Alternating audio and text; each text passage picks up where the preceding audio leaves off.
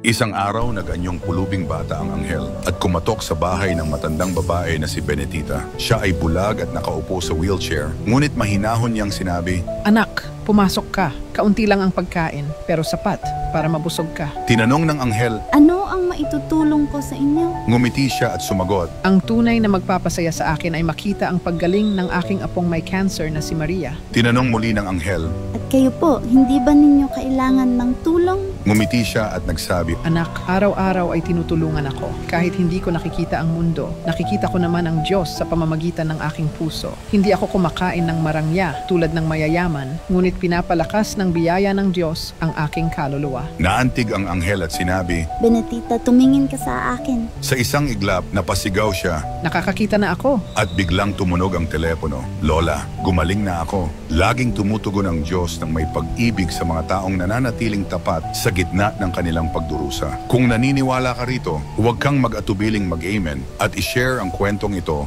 ng pananalig at pag-ibig ng Diyos sa iba.